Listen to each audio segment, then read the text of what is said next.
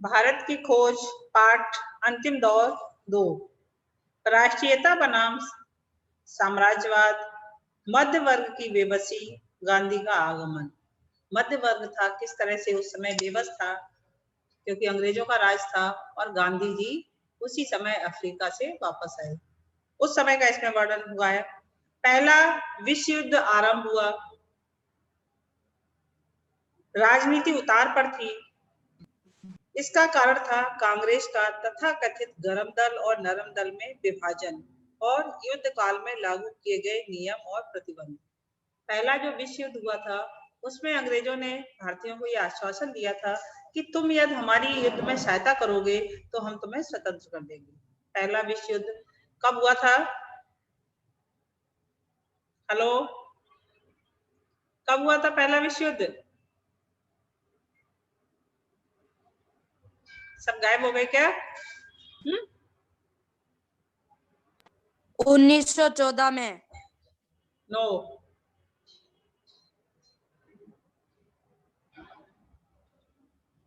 हाँ, युद्ध काल में लागू किए गए, सोशल वाले टीचर से पूछना।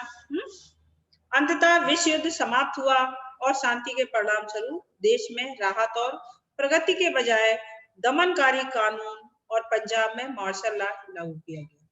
अर्थात एक दमनकारी कानून लाया गया जिससे कि लोगों को और भी ज्यादा प्रताड़ित किया जाए। इसके कारण क्योंकि जब उन्होंने अपने देश को स्वतंत्र करवाने के लिए 1932 है बेटा, 1932 में उन्होंने अपने देश को स्वतंत्र करवाने के लिए देखे, जब उन्होंने क्योंकि उन्होंने वचन दिया था अंग्रेजों ने कि जब देखे तुम हमारा साथ दोगे तो हम तुम्हें स्वतंत्र कर देंगे, लेकिन उन्होंने स्वतंत्र नहीं किया तो फिर बगावत होने शुरू हो गई। प्रगति की बजाय दमनकारी उन्होंने कानून लाए और पंजाब में मार्शल लॉ लागू कर दिया गया। जनता में अपमान की कड़वाहट और क्रोध का आवेश भर गया। ऐसे समय में जब हमारे देश के पौरुष को लगातार कुचला जा रहा था, शोषण की लगातार निर्मम प्रक्रिया से हमारी गरीबी बढ़ रही थी और हमारी जीवन शक्ति क्षीण हो रही थी, किसान वर्ग दब्बू और भयभीत था, कारखानों के मजदूरों की स्थिति भी बेहतर नहीं थी। मध्य वर्ग और बुद्धिजीवी लोग जो इस सर्वग्रासी अंधकार में आकाशदीप हो गए थे, खुद इस सर्वव्यापी उदासी में डूबे हुए थे, अर्थात किसी को भी कोई रास्ता दिखाई नहीं दे रहा था। और तब गांधी का आगमन हुआ। वे ताजा हवा के एक झोंके की तरह आए जिसने फैलकर हमें गहरी सांस लेने के योग्य बनाया। वे ऊपर से अवतरित नहीं हुए थे, वे भारत की करोड़ों की आबादी के बीच से ही निकल कर आए थे। वे उन्हीं की भाषा बोलते थे और लगातार उनकी सोचनीय स्थिति की ओर ध्यान आकर्षित करते थे।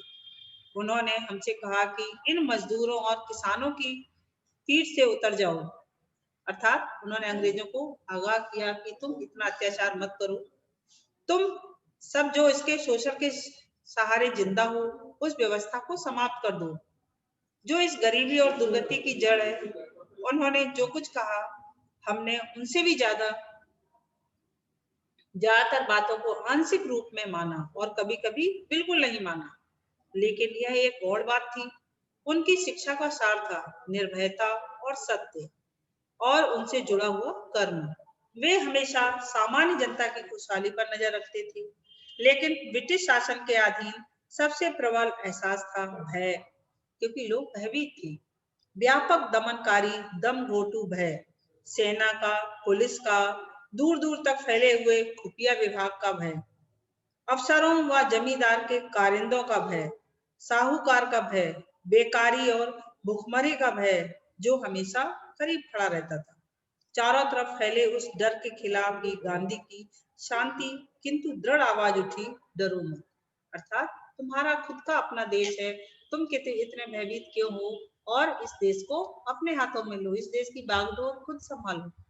इस तरह से महात्मा गांधी ने उन्हें एक तरह से अवलंबन दिया।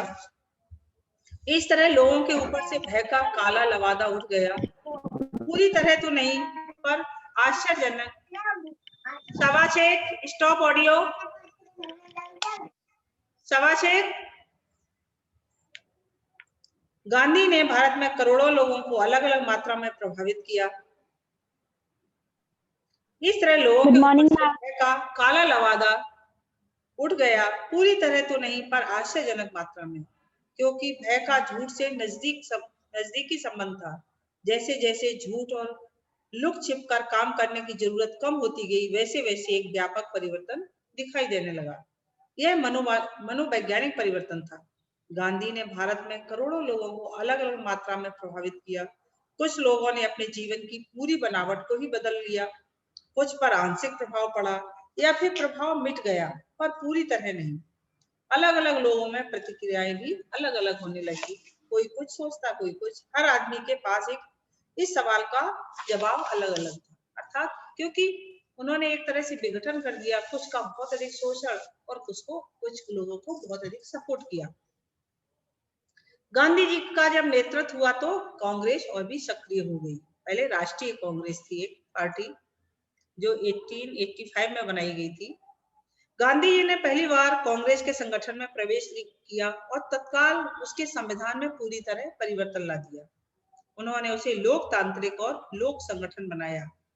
अब उनमें किसानों ने प्रवेश किया और नए रूप में वह एक विशाल किसान संगठन दिखाई देने लगा।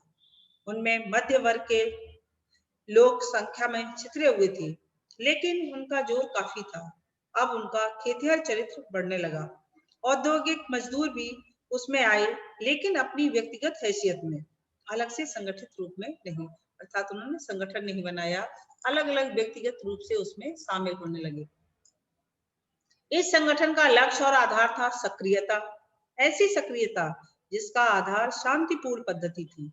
अब तक जो विकल्प थे उनमें या तो केवल बातचीत करना और प्रस्ताव पारित करना था, अथवा हिंसक कार्रवाई करना। इन दोनों तरीकों को एक तरफ हटा दिया और हिंसा की विशेष रूप से निंदा की गई, क्योंकि वह कांग्रेस की मूल नीति के खिलाफ था। काम करने का एक नया तरीका निकाला गया जो पूरी तरह शांतिपूर्ण था, लेकिन इस बात को गलत समझा जाता था कि उसके आगे सिर झुकाना मंजूर नहीं। अर्थात काम तो करना है, लेकिन शांतिपूर्ण ढंग से। उनका विरोध नहीं करना है, लेकिन उनके आगे सिर भी नहीं झुकाना है। परिणाम स्वरूप इस प्रक्रिया में होने वाली जो पीड़ा और कष्ट थे, उन्हें खुशी से स्वीकार किया गया। गांधी जी विचित्र प्रकार के शांतिवादी थे। वे गतिशील ऊर्जा से भरे सक्रिय व्यक्ति थे। उन्होंने न कभी भाग्य से हार मानी और न ऐसी बात के सामने सिर झुकाया जिसे वे बुरा समझते थे। उनमें मुकाबला करने की भरपूर शक्ति थी। गर्चे का मतलब इसलिए वे ऐसी शांतिपूर्ण और शिष्ट ढंग से करते थे। सक्रियता का आह्वान दोबारा था। जाहिर है कि विदेशी शासन को चुनौती देने और उसका मुकाबला करने की सक्रियता तो थी ही, अपनी खुद की सामाजिक बुराइयों के विरुद्ध लड़ने की भी सक्रियता थी। ऐसा नहीं, गांधी जी ने सिर्फ अंग्रेजों को ही दूर करने का प्रयास नहीं किया, बल्कि हमारे समाज में जो और भी बुराइयां व्याप्त थी, एक तरह से कुरीतियां व्याप्त थी, उनको भी दूर करने का प्रयास किया।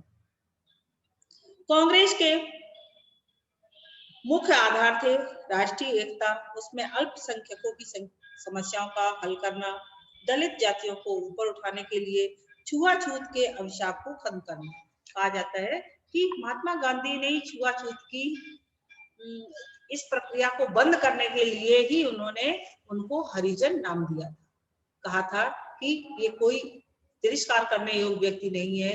जिस तरह से ईश्वर ने हम सबको जन्म दिया है, इसी तरह से इनको भी जन्म दिया है, इसलिए ये ईश्वर के है, हरिजन है। हरि माने ईश्वर है, ईश्वर के जन है ये, इसलिए इनका तिरस्कार नहीं करना है, इनको भी समानता